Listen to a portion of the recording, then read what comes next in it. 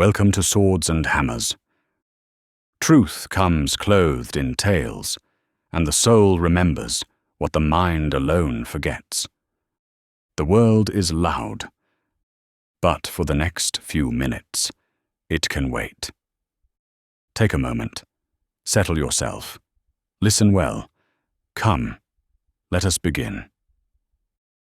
The Man in the Divided House. Chapter 1.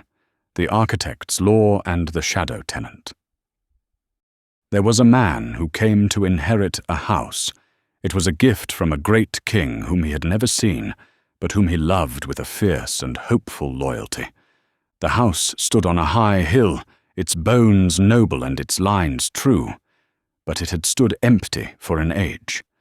Dust lay like a shroud over the floors, the windows were clouded with the cataracts of long neglect, and a deep chill had settled into the very stones. The man, who was now its steward, felt no despair. He saw not the ruin, but the possibility. This house was his body, and he would make it a home fit for the king, should he ever pass that way. In the great central hall, atop a dusty lectern, he found the architect's original blueprints. They were drawn not on paper, but on a scroll of luminous vellum that seemed to shed its own soft light in the gloom. The designs were more beautiful than anything he had ever imagined. They were not merely plans for wood and stone, but for life itself. Every line spoke of harmony, every angle of truth, every proportion of a deep and settled joy. The blueprint demanded not just that a wall be straight, but that it be built with a glad hand. Not just that a window be clean, but that it be a frame for seeing the world with wonder. It was, the steward knew, a spiritual law, a perfect picture of the king's own heart. And as he read it, a great delight rose within him. This was the truth of his own being, the shape of the man he was always meant to be. Filled with this vision, he set to his first task. A window in the east wing, meant to catch the dawn, hung crooked in its frame. It was a small thing. He took up his tools, his heart light, his will firm. He would set this one thing right, and it would be the beginning of all things made new. He approached the window, measured the frame, and lifted his hammer to gently tap the wood into place. But his arm didn't obey. Instead of a gentle tap, his hand, with a will of its own, swung the hammer in a violent arc. There was a sickening crash of glass, and the frame splintered into a dozen pieces.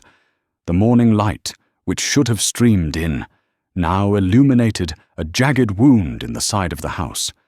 The steward stared at his own hand, the hammer still gripped within it, as if it belonged to a stranger. A cold dread, colder than the chill in the stones, washed over him. He had willed to do good, to follow the beautiful law of the blueprint, but his own flesh had practiced destruction. And then, for a fleeting moment, he saw it.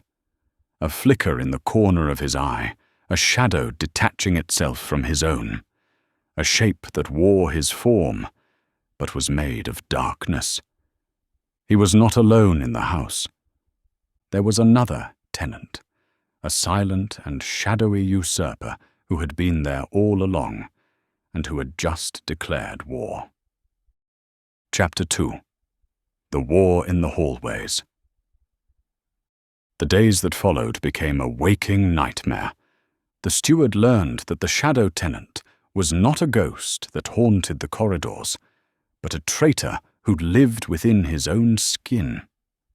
The house became a battlefield, and his own body the contested ground. He would wake with the blueprint's light in his mind, resolved to clear the great hall of its clutter. He would begin, his mind set on order and beauty. Yet by noon, he would find himself standing in a room more chaotic than before, his own hands having dragged in more filth from the outside, though he could not understand why. He willed to build, but his hands practiced ruin. He desired to cleanse, but his feet led him through the mire. The closer he drew to the light of the plan, the longer and darker his own shadow fell upon the floor. He began to speak to himself in whispers, a man bewildered by his own civil war. "I do not understand my own actions," he would murmur, staring at a tapestry he had meant to mend, but had instead torn from its loom. "For the thing I long to do, I cannot, and the very thing I hate is what I find myself doing." This hatred became his only comfort. It was a strange and bitter solace, but it was proof that he was not the same as the shadow. The true steward was the one who wept over the broken things, the one who agreed, even in his failure, that the architect's blueprint was good and holy and beautiful. The saboteur, the tenant, was the other one, the alien power that dwelled in the house and used the steward's own limbs as its weapons. "It is no longer I who do it," he would reason, trying to untangle the knot of his own being, "but the sin that dwells in me." He learned the tenant's terrifying methods. The shadow was a master of perversion. It would take the steward's finest intentions and twist them into monstrous parodies. A desire to be humble would be warped into a grotesque, public display of false piety.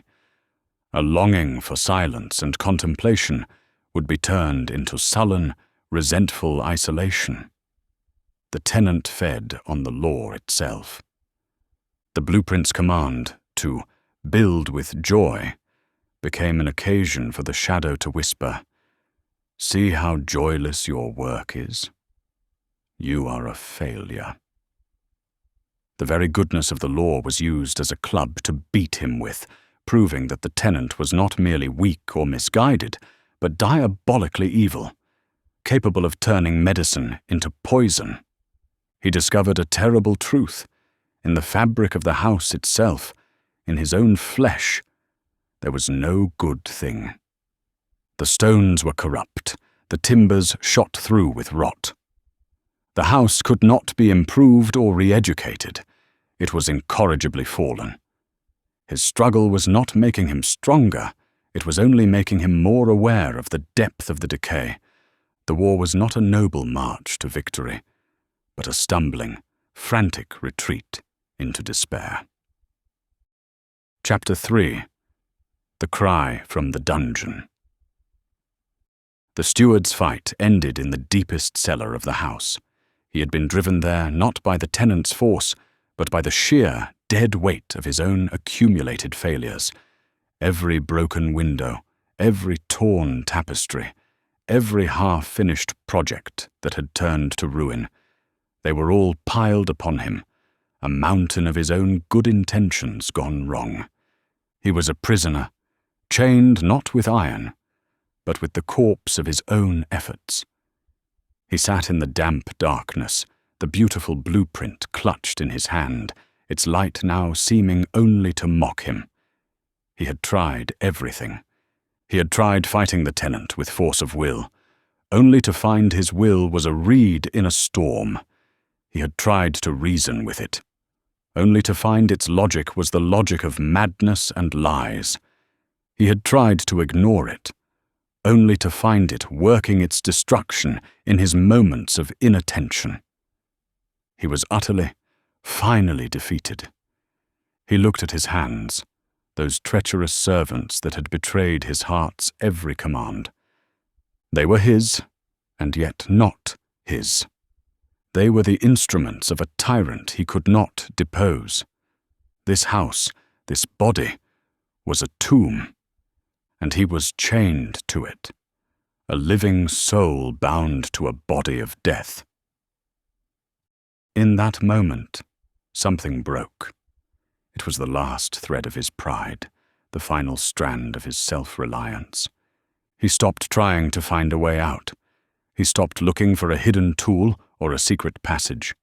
He understood at last that the rescuer could not come from within the house. The rescuer had to come from outside. He let the blueprint fall from his numb fingers. He lifted his head in the darkness, and from the very foundation of his being, a cry tore out of him. Not a shout of defiance, but a groan of complete and unconditional surrender. "O wretched man that I am," he cried, his voice echoing in the stone prison. "Who will rescue me from this body of death?" It was not a plan. It was not a strategy. It was the end of all plans. It was a question aimed at the empty dark, a final admission that he could not save himself. Chapter 4. The Rescuer at the Door. The echo of his cry had not yet faded when a sound reached him from far above. It was a sound the house had never known before, a firm, authoritative knock on the great front door. It was not the knock of a visitor, nor the tentative rap of a stranger. It was the knock of one who owned the place. The sound itself seemed to carry light and power with it. In the cellar, the shadows in the corners seemed to shrink back. The cold, dead weight on the steward's shoulders felt suddenly lighter. A tremor of hope, so alien he had forgotten its name, ran through him. He heard the great door swing open. A shaft of brilliant, clean light cut through the gloom of the central hall, so bright it was like a solid thing. And in the doorway stood a figure. The steward could not see his face, only his silhouette against the blinding glory. But he knew. He knew it was the king's son. The true landlord. The one who had been the architect from the beginning. The landlord did not shout commands. He did not send in soldiers. He did not hand the steward a new set of tools or a revised and simpler blueprint. He simply stepped inside. And with that single step, the entire atmosphere of the house changed. The oppressive, malevolent presence of the shadow tenant did not flee with a shriek. It simply broke. Its power was nullified, its authority rendered void. The shadow was still there. A thin and powerless wraith now, but it was no longer the master of the house. The true master had come home. The steward felt the chains of his own failure fall away. He was not yet whole, and the house was not yet restored. The walls were still scarred, the windows still broken. The long work of rebuilding was only just beginning. But he was no longer a prisoner. He was no longer a slave to the tenant who dwelled in the flesh of the house. With his mind, his true self, he now served the landlord who had come to dwell there with him. The war was not over, but the decisive battle had been won. He was a man living in a divided house, but he was no longer alone in the fight. The architect himself had come to oversee the restoration, and he would not fail. The steward looked up from the darkness of the cellar toward the light, his heart filled not with the pride of a victor, but with the astonished gratitude of the rescued. Sailor.